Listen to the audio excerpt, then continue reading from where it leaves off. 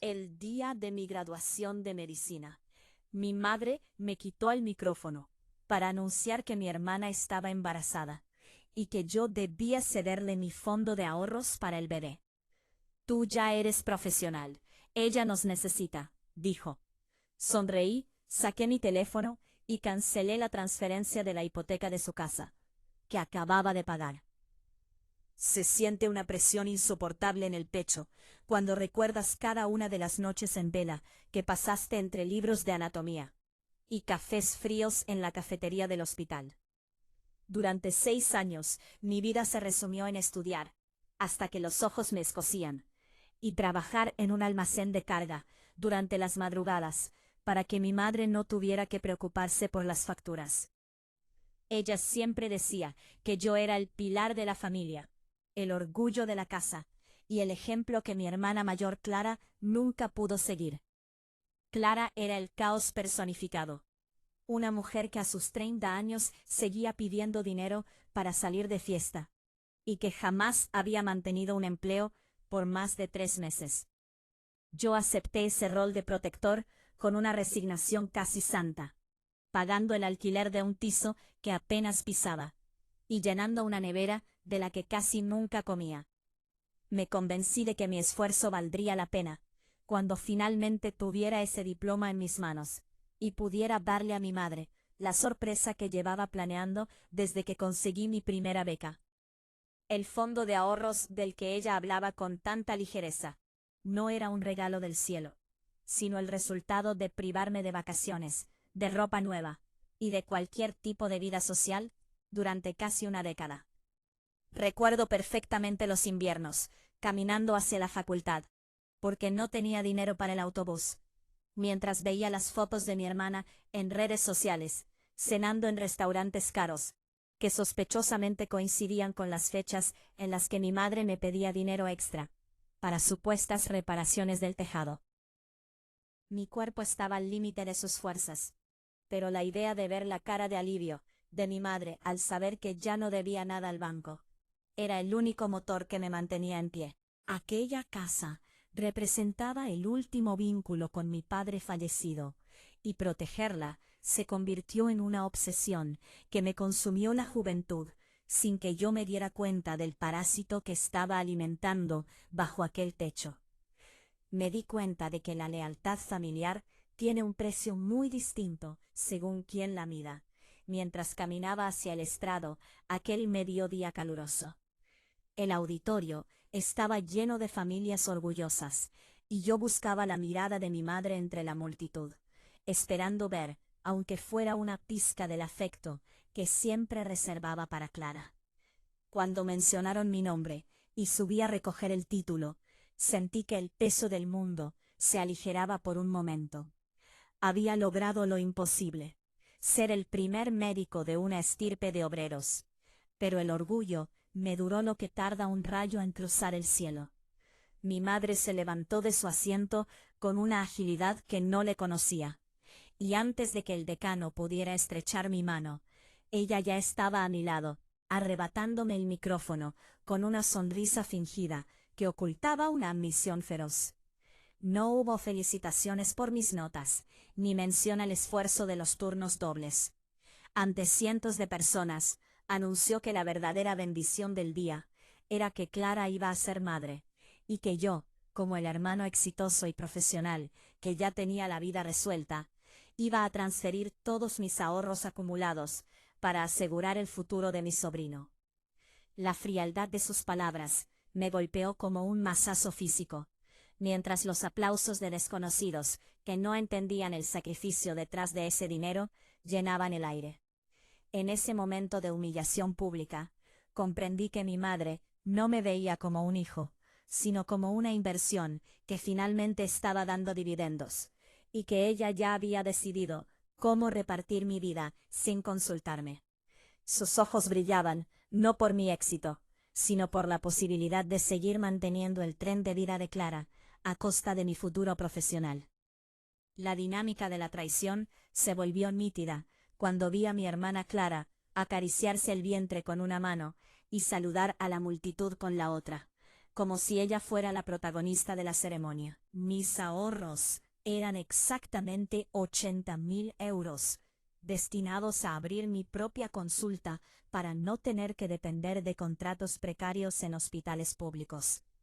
Mi madre sabía perfectamente lo que ese dinero significaba para mí, porque se lo había contado entre lágrimas de agotamiento meses atrás. Sin embargo, allí estaba ella usándolo como moneda de cambio para su propia tranquilidad emocional frente a la irresponsabilidad de su hija favorita. El nudo que se formó en mi garganta no fue de tristeza, sino de una furia gélida que me aclaró la mente de inmediato. Saqué el teléfono móvil del bolsillo de mi toga, ocultándolo tras el diploma que acababa de recibir. Entré en la aplicación bancaria con una precisión quirúrgica, mientras mi madre seguía elogiando mi supuesta generosidad ante el público. Busqué la transferencia programada para liquidar la hipoteca de la casa de mi madre. Era el regalo que iba a darle esa noche, pero el gesto de mi madre en el estrado cambió las reglas del juego. Con un toque definitivo en la pantalla, cancelé la operación. El dinero que debía salvar su hogar volvió a mi control total, dejándola a ella en una situación de impago inminente, que yo mismo había estado ocultando para que no se asustara. Ella creía que estaba asegurando el futuro de Clara, pero acababa de dinamitar el suyo propio, por pura codicia. Me percaté de que el aire del auditorio se volvía denso, mientras mi madre me devolvía el micrófono, con una expresión de mando, esperando mi confirmación ante la audiencia. Me acerqué al dispositivo, y con una voz que no reconocí como mía, dije simplemente que la familia siempre recibe lo que merece. Y que mi hermana tendría exactamente el mismo apoyo que ella me había dado a mí durante mis años de estudio. Bajé del estrado sin mirar atrás, sintiendo cómo la sorpresa de mi madre se transformaba en una mueca de desconcierto. Al llegar al pasillo central, un hombre se me acercó y me puso un sobre en la mano. Era el exnovio de Clara, aquel al que ella había dejado por un tipo con más dinero hacía apenas un mes. El sobre contenía una copia de un historial médico robado de una clínica privada del centro. Al abrirlo, mientras caminaba hacia la salida, mi mundo terminó de desmoronarse. El informe indicaba que mi hermana Clara se había sometido a una ligadura de trompas hacía 3 años, por pura comodidad, para no tener que preocuparse por embarazos accidentales. La noticia del bebé era una farsa absoluta, diseñada por ella y por mi madre, para obligarme a soltar los 80.000 euros antes de que yo me marchara de la ciudad para empezar mi residencia. Mi propia madre había planeado fingir un nieto inexistente, solo para vaciar mis bolsillos, y asegurar que yo siguiera encadenado a sus necesidades económicas por el resto de mi vida. La sensación de asco recorrió mi espina dorsal, como una corriente eléctrica, mientras conducía lejos del campus universitario. No solo me habían robado el momento más importante de mi carrera, sino que habían intentado estafarme, usando un vínculo sagrado, como la paternidad. Me detuve en un área de descanso, y empecé a revisar los documentos que guardaba en la guantera de mi coche. Papeles que me entregó el abogado de mi padre hace años, y que nunca me atreví a mirar, por miedo a remover el dolor de su pérdida. Entre facturas de seguros y testamentos antiguos, encontré un resguardo de una póliza de vida, vinculada a la hipoteca de la casa. El documento era claro. La deuda de la casa debería haberse extinguido automáticamente, tras la muerte de mi padre, hace 15 años. Mi madre había estado cobrando el seguro de vida mensualmente, y a la vez me hacía pagar a mí una supuesta hipoteca que ella se inventó para quedarse con mi sueldo. Ella no solo no necesitaba mi dinero, sino que me había estado robando durante más de una década, utilizando mi amor por mi padre y mi miedo a perder el hogar como herramientas de extorsión emocional. La tasa ya era suya, y estaba pagada desde hacía años. Pero ella quería mis 80.000 euros adicionales, para financiar los lujos de Clara, mientras yo comía arroz y dormía en un sofá. Siento una náusea profunda, al recordar cómo mis manos temblaban, mientras unía los puntos de esta estafa generacional. Mi madre me había visto llegar a casa, con ojeras negras y manos temblorosas por el estrés, sabiendo perfectamente que el dinero que yo le entregaba cada mes iba directo a su cuenta de ahorros personal, y no a ningún banco. Me di cuenta de que el monstruo no era mi hermana Clara. Ella solo era el síntoma de una enfermedad mucho más profunda, llamada mi madre. Ella había orquestado una vida de carencias ficticias para mí, mientras ella y Clara disfrutaban de una estabilidad que yo les proporcionaba con mi propia salud.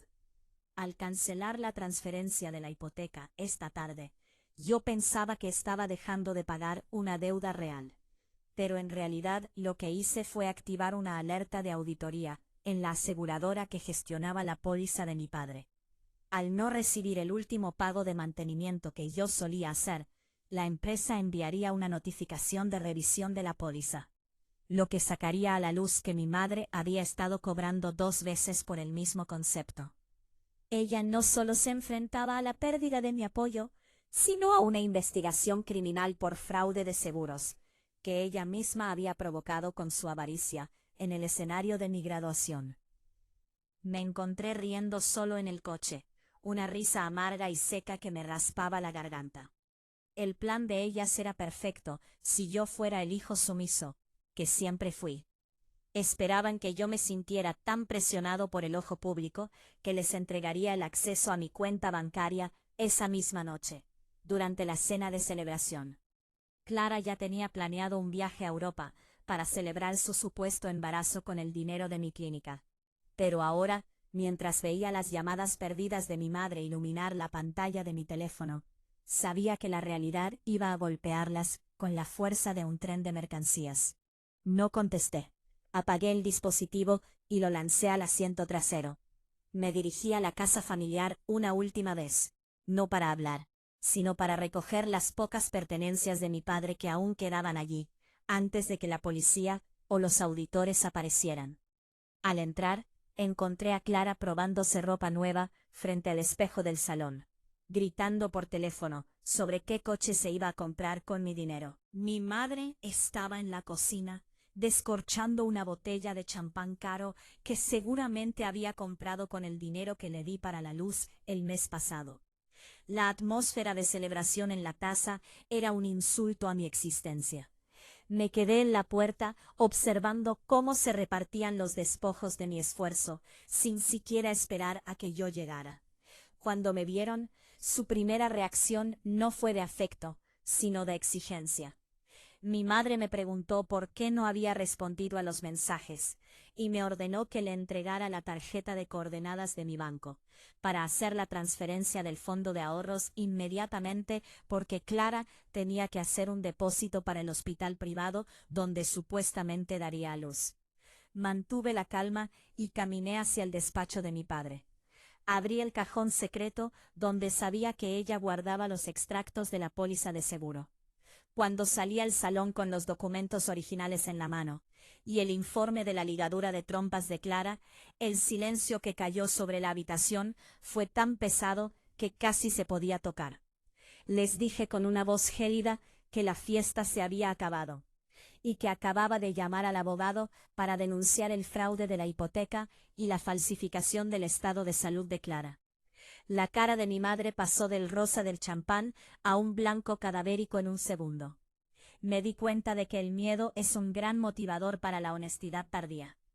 Clara empezó a llorar de forma histérica, negándolo todo, mientras mi madre intentaba arrebatarme los papeles de las manos gritando que yo no entendía nada y que todo lo hacían por el bien de la familia. Le recordé que yo era médico y que sabía leer un informe de esterilidad tan bien como ella sabía mentir. El giro final de este encuentro ocurrió cuando mi madre, en un ataque de desesperación, confesó que no quedaba nada de la póliza de vida de mi padre porque se lo habían gastado todo en pagar las deudas de juego de Clara en los casinos de la zona durante los últimos 5 años. No solo me habían robado a mí, sino que habían dilapidado el último legado de mi padre. En ese momento escuché un coche detenerse frente a la casa. No era el abogado, era la policía, que venía a notificar una orden de embargo preventivo por otra deuda que yo desconocía, y que mi madre había firmado usando mi nombre como avalista sin mi consentimiento. Mi firma había sido falsificada en documentos notariales que me hacían responsable de un préstamo personal de 50.000 euros que Clara pidió para su negocio fallido de moda. Se siente una presión insoportable en el centro del pecho cuando comprendes que la traición de tu propia sangre no tiene fondo y que cada vez que intentas salir a la superficie, ellas te atan una piedra más pesada al cuello. Al ver a los agentes de policía en el porche de la casa familiar con la orden de embargo en la mano, sentí que el mundo se volvía bidimensional, como si todo lo que conocía fuera un decorado de cartón piedra a punto de colapsar. Mi madre intentó interponerse entre los oficiales y yo, con una valentía fingida, que solo era puro terror a ser descubierta, pero yo ya no era el hijo dócil que agachaba la cabeza ante sus dramas teatrales. El agente me entregó la copia del contrato de préstamo, y allí estaba mi firma trazada con una precisión que daba escalofríos, pero con un pequeño error que solo alguien que ha pasado años firmando recetas médicas podría notar. El trazo de la inicial no tenía la presión que yo ejerzo cuando estoy bajo estrés. Mi madre me miraba con una súplica silenciosa, en los ojos, pidiéndome que asumiera esa deuda también, que dijera que sí, que yo lo había firmado, para que ellas no terminaran en el calabozo esa misma noche de mi graduación. Clara, mientras tanto, se había escondido tras el sofá, sollozando por un futuro bebé que ahora sabía que era una invención de su mente retorcida, para seguir viviendo de rentas que no le pertenecían. Me di cuenta de que la piedad es un lujo que un hombre que está a punto de perderlo todo no puede permitirse si quiere sobrevivir a los tiburones de su propia casa. Le pedí al oficial un momento para entrar a recoger unos documentos, antes de acompañarlos a la comisaría para impugnar la firma. Mi madre me agarró del brazo con una fuerza desesperada, susurrándome al oído que si los denunciaba por falsificación, Clara iría a la cárcel, y ella perdería la custodia de la casa definitivamente. No le respondí. Me solté de su agarre con una frialdad que me congeló las entrañas, y subí a mi antigua habitación, la que apenas usaba, porque siempre estaba en el hospital. Allí, en el fondo de un cajón, bajo mis viejos libros de texto, guardaba una grabadora digital que utilizaba para repasar las lecciones de patología. La encendí y la guardé en el bolsillo de mi pantalón antes de volver al salón.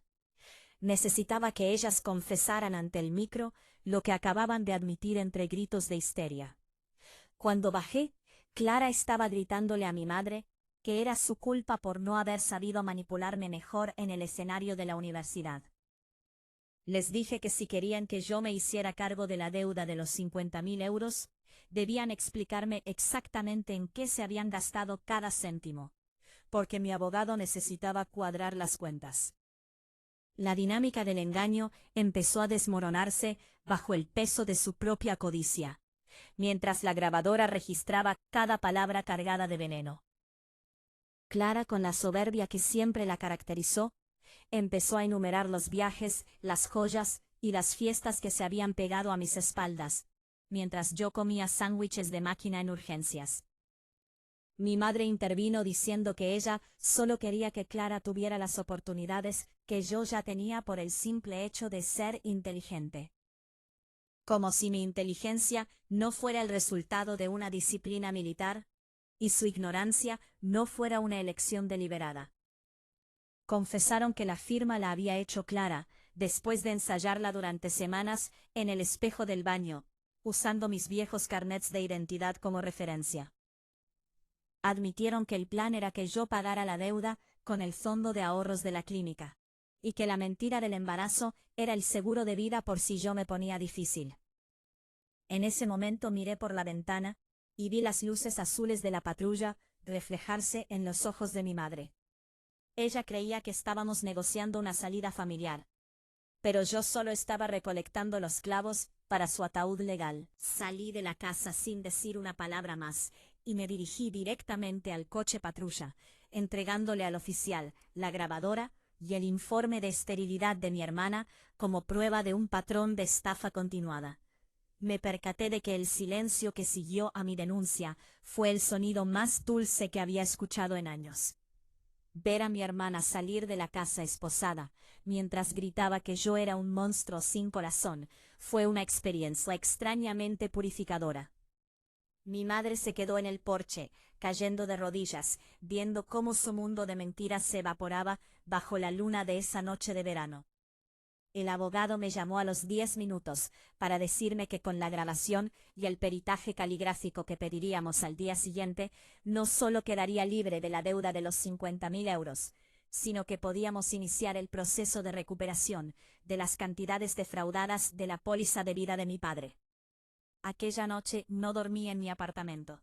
Me quedé en un hotel barato cerca de la comisaría, mirando mi diploma de medicina sobre la mesa de noche. Ya no sentía orgullo por el título.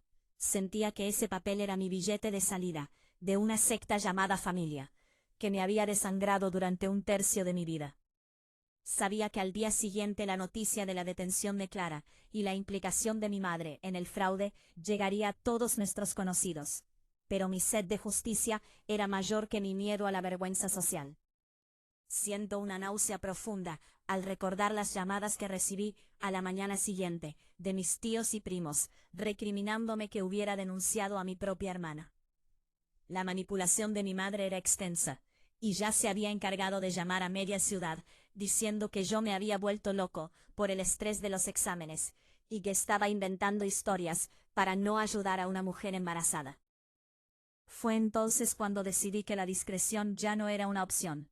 Utilicé mis conocimientos de redes sociales y el acceso que tenía a los grupos de la facultad para publicar las pruebas de la estafa de forma anónima pero irrefutable. Subí el audio donde Clara se reía de cómo me habían engañado con la hipoteca y el documento del hospital que probaba que no había ningún bebé en camino. En cuestión de horas, el apoyo que mi madre esperaba recibir se convirtió en un linchamiento digital, que las dejó aisladas en aquella casa que ya ni siquiera podían llamar suya. La humillación que ellas intentaron infligirme que en el escenario de mi graduación se les devolvió multiplicada por 1000. Y por primera vez en mi vida no sentí ni un gramo de culpa por verlas sufrir las consecuencias de sus propios actos. Me di cuenta de que el verdadero giro de los acontecimientos estaba por llegar, cuando el tasador judicial del banco me contactó para decirme que la propiedad iba a salir a subasta pública en menos de una semana, debido a los impagos acumulados que yo ya no estaba dispuesto a cubrir.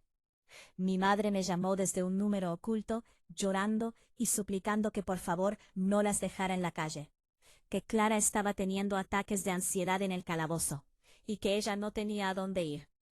Le recordé que ella tenía el dinero de la póliza de mi padre escondido en alguna parte.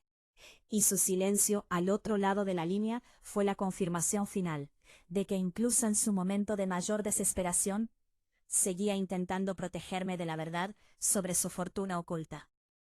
Fue entonces cuando mi abogado descubrió algo que cambió el juego por completo. Mi madre no solo había gastado el dinero en Clara, sino que había invertido una parte importante en una cuenta de criptomonedas a nombre de un testaferro que resultó ser el amante de mi hermana. El dinero no se había perdido en deudas de juego, se estaba moviendo hacia una cuenta en el extranjero para que ambas pudieran desaparecer una vez que hubieran vaciado mi fondo de ahorros de la graduación. La atmósfera de traición era tan espesa que casi podía saborearla en cada respiración. Estaban planeando abandonarme una vez que me hubieran quitado hasta el último céntimo de mi esfuerzo. Con esta nueva información, el fiscal elevó los cargos de estafa simple a asociación ilícita y blanqueo de capitales. Mi madre ya no era solo una mujer desesperada que protegía a su hija. Era la cabecilla de una operación diseñada para desplumarme y huir.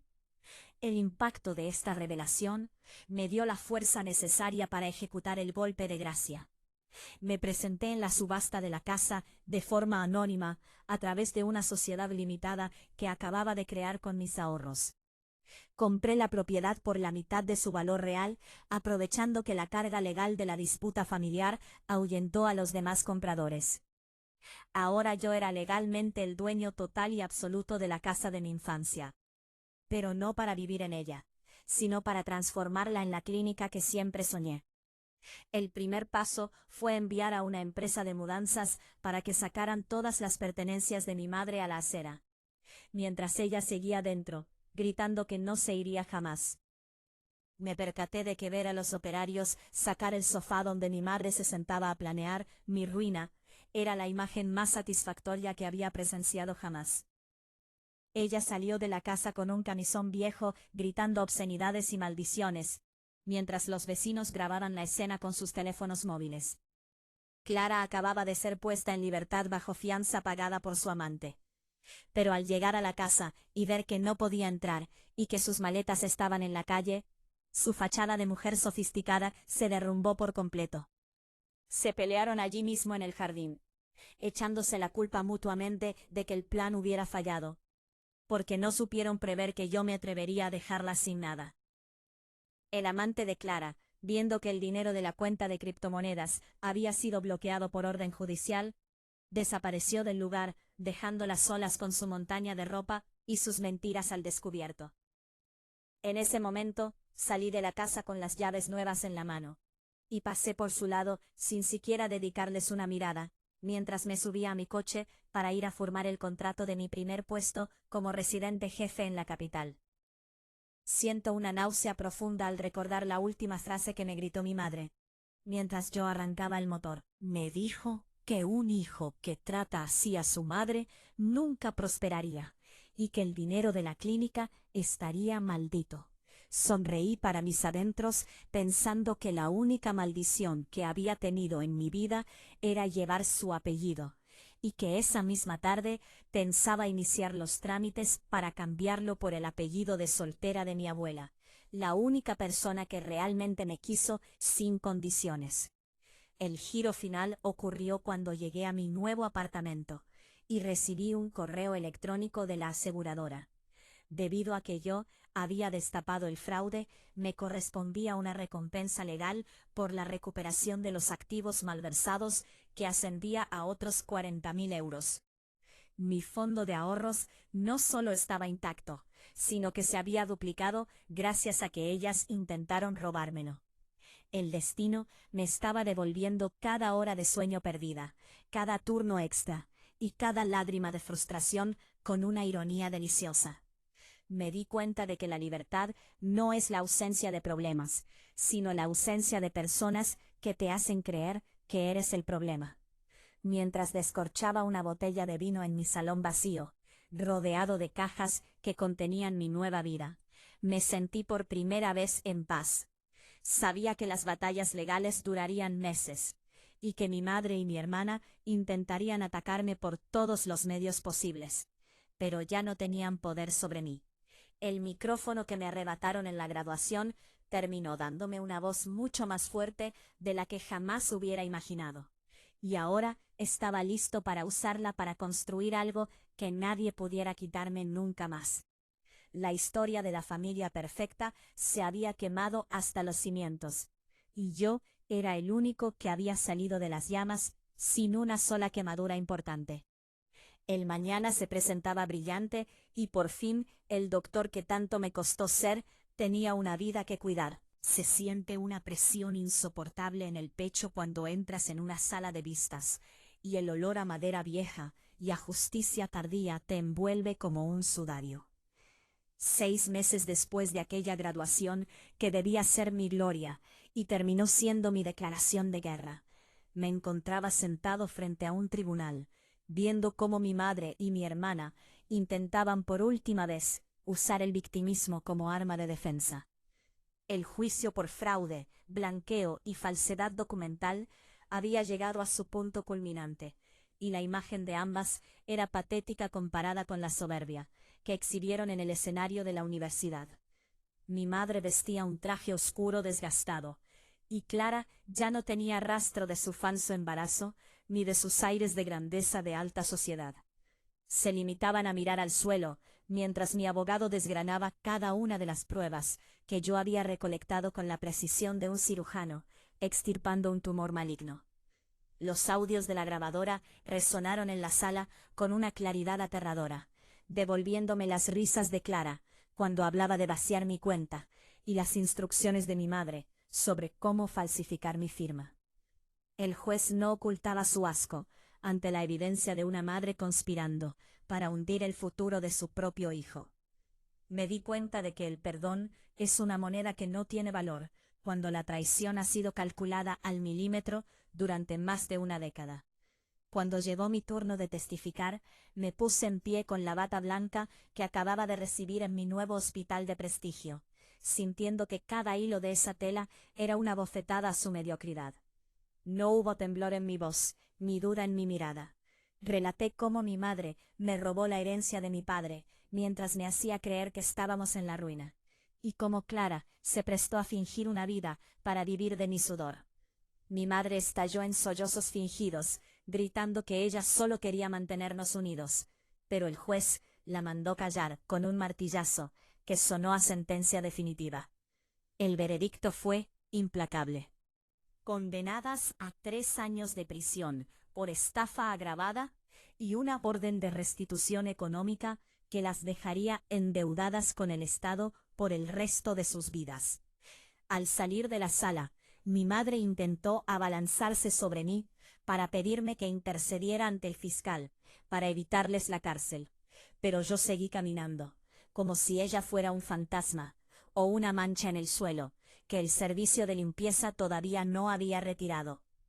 La dinámica de mi nueva existencia se basa en la ausencia total de ruido tóxico, y en la gratificación de saber que mi éxito es exclusivamente mío.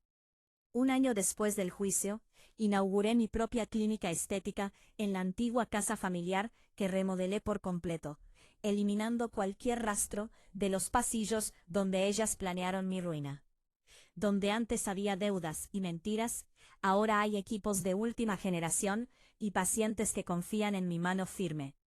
Mi hermana me envía cartas desde la prisión central, suplicando dinero para el economato y quejándose de que el amante que la ayudó a blanquear el dinero la ha abandonado por una mujer más joven. Las leo todas por pura curiosidad sociológica, y luego las paso por la trituradora de papel de mi despacho, disfrutando del sonido del papel convirtiéndose en confeti.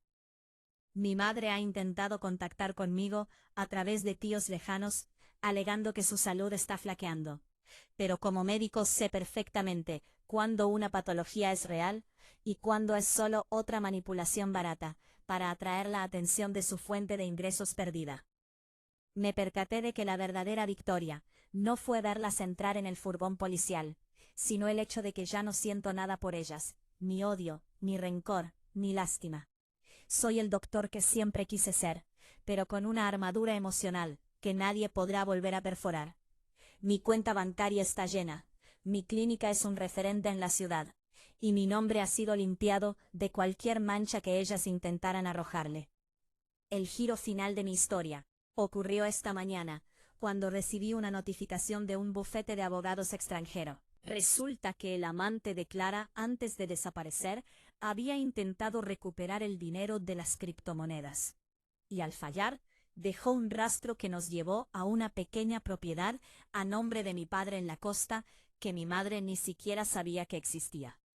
He decidido venderla y donar el 100% de los beneficios a una fundación que ayuda a jóvenes estudiantes sin recursos para que nunca tengan que pasar por el infierno de elegir entre su familia y su futuro. Mientras observo el atardecer desde la ventana de mi oficina, me doy cuenta de que la graduación no fue el final de mi carrera, sino el inicio de mi libertad.